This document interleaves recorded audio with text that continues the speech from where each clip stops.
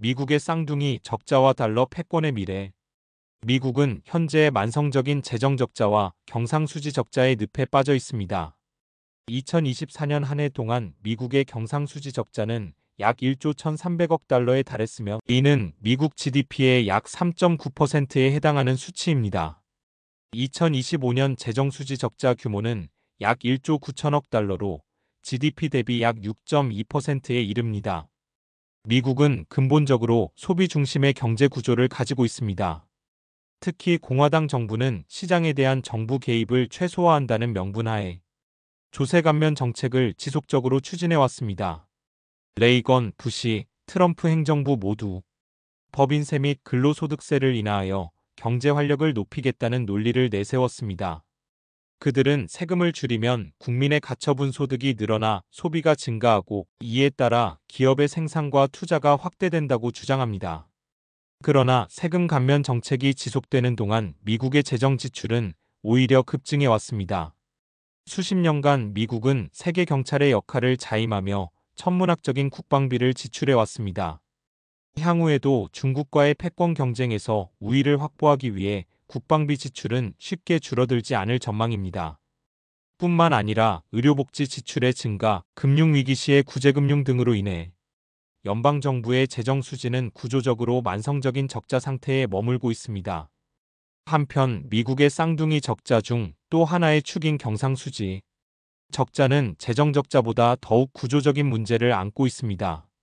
미국은 자국에서 생산한 상품을 수출하기보다는 외국에서 수입하는 경제 구조에 고착되어 가고 있습니다.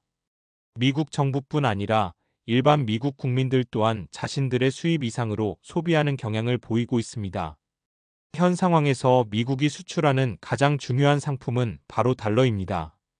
무역수지 적자로 인한 경상수지 적자는 자본수지 흑자 즉 외국 자본의 유입을 통해 버티고 있지만 달러화에 대한 신뢰가 약화되거나 미국 경제가 고금리 부담을 견디지 못할 경우 이러한 균형은 쉽게 무너질 수 있습니다. 이처럼 쌍둥이 적자가 지속되는 핵심 원인은 국민의 낮은 저축률에 있습니다.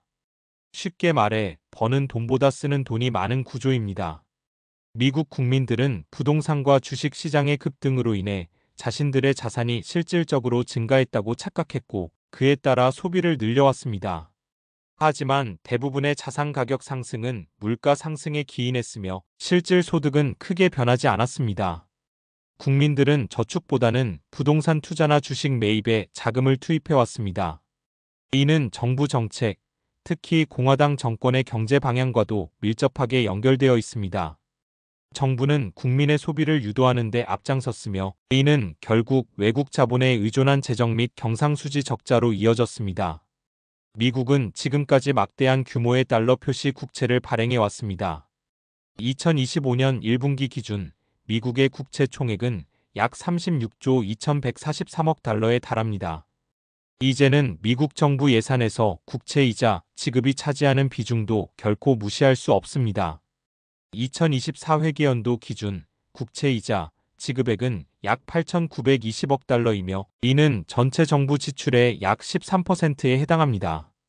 이처럼 쌍둥이 적자가 지속되고 외국 자본에 대한 의존도가 커질수록 미국 달러의 대외 신뢰도는 약화될 수밖에 없습니다. 역사는 부채가 누적된 국가의 통화가 어떻게 몰락했는지를 우리에게 경고해 왔습니다. 고대 로마의 데나리우스, 15세기 에스파냐의 레알, 17세기 네덜란드의 휠던, 19세기 영국 파운드 등은 부채와 재정 문제로 인해 기축 통화로서의 위상을 잃었습니다. 현재 미국도 같은 길을 걷고 있습니다. 미국 정부는 재정 적자를 방치하고 있으며 국민들은 여전히 소비 중심의 생활을 지속하고 있습니다. 그 결과 달러는 점차 종말을 향해 나아가고 있다는 지적이 제기됩니다. 이와 함께 미국 경제는 가계부채 증가라는 또 다른 문제도 안고 있습니다. 과도한 가계부채는 전체 GDP의 3분의 1을 차지하는 소비를 위축시키고 있으며 이는 미국 경제 침체의 주요 요인으로 작용하고 있습니다. 미국 경제의 침체는 곧 달러 패권의 약화로 이어질 수밖에 없습니다.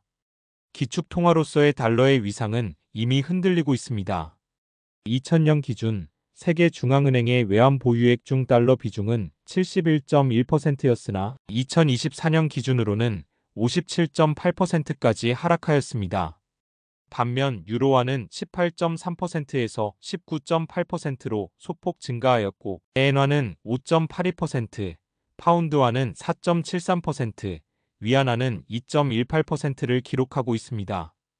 또한 금의 비중도 커지고 있습니다. 특히 중국과 러시아를 중심으로 금 보유량이 늘어나면서 외환 및 준비자산 내 금 비중은 약 15%에 이르고 있습니다. 물론 당장 달러가 기축통화로서의 지위를 잃을 가능성은 낮습니다. 달러를 대체할 뚜렷한 통화가 아직 존재하지 않기 때문입니다.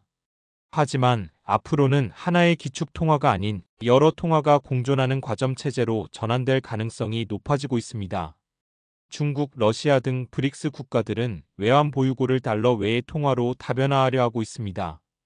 동남아시아에서는 위안화가 제2의 달러처럼 기능하고 있으며 중동 산유국 일부는 달러 대신 유로와 위안화 등으로 원유 대금을 결제하려는 움직임을 보이고 있습니다.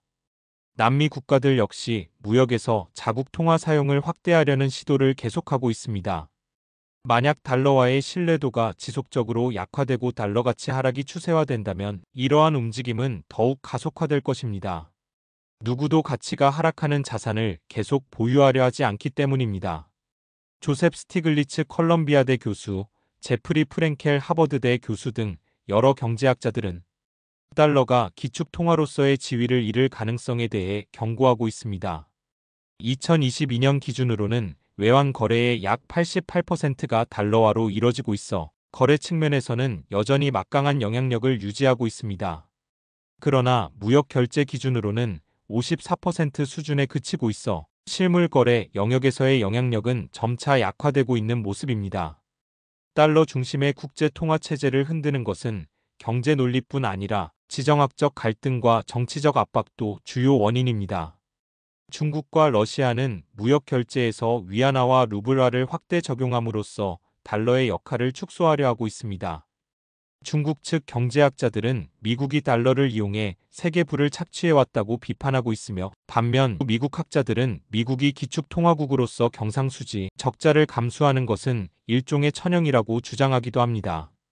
트럼프 행정부 이후 동맹국을 무시하고 일방주의 노선을 걷는 미국의 외교 정책은 달러 패권에도 부정적인 영향을 미치고 있습니다. 이제 국제통화체제는 서서히 그러나 확실하게 변화하고 있습니다. 지금까지 전 세계 금융 시스템의 중심에는 미국 달러가 있었습니다. 그러나 그 지배력은 점차 도전받고 있습니다. 세계는 이제 새로운 국제금융 질서를 모색하고 있습니다. 달러는 여전히 외환 거래의 약 88%, 중앙은행 외환 보유고의 58%, 그리고 국제무역 청구의 절반 이상을 차지하고 있습니다. 그러나 미국의 부채 위기, 정치적 양극화, 그리고 경제 구조적 취약성이 달러의 지위를 위협하고 있습니다. 달러를 대체할 명확한 후보는 아직 없지만 앞으로는 디지털 통화, 지역 통화 협력, 다극화된 통화 질서가 중심이 될 가능성이 높습니다.